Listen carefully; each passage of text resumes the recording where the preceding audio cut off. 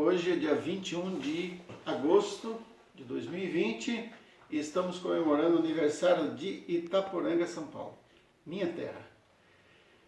Bom, segundo alguns historiadores, Itaporanga foi fundada por Frei Pacífico de Montefalco e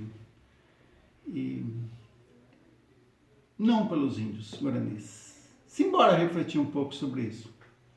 Antes de mais nada, eu sou um historiador, tenho mestrado, inclusive, sobre esse tema e vou tecer algumas considerações para que todos entendam realmente como isso se deu.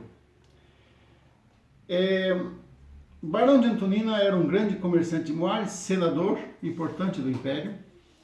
Ele transferia animais de Viamão, Rio Grande do Sul, até a grande feira de Moares de Sorocaba. Ele passava pela região aqui de Castro, Ponta Grossa, Tararé, Faxina, que hoje é a cidade de Itapeva, e aqui na Faxina ele tinha uma grande fazenda chamada Fazenda Pirituba. Na época estava em moda a questão de aldeamentos de índio, isso também dava muito repercussão política, e o Barão Antonino, atento a isso, resolveu pegar os índios que estavam morando ali na região de Itapeva e transferi-los todos aqui para a margem do Rio Verde, ocupando as áreas entre o Rio Verde e o Rio Itararé. Muito bem. Este momento, no meu entendimento, é a fundação de Itaporanga. Porque quando o Frei Pacífico trouxe, ou melhor, quando o Barão de Antonina trouxe esses índios para cá, os índios guaranis, eles realmente ocuparam a região, juntamente começou a fundar-se uma vila, que seria a vila do São João Batista do Rio Verde, que ficava junto com o aldeamento. E aí, nesse período, era comum trazer um padre, e o próprio Barão de Antonina foi até a Itália e trouxe o Frei Pacífico de Montefalco para ser o capelão desse aldeamento. Veja só, do período da fundação havia uma vila, que era a Vila de São João Batista do Rio Verde, que é o começo de Itaporanga. Após esse período, foi buscar o Frei Pacífico de Montefalco para ser o capelão do aldeamento.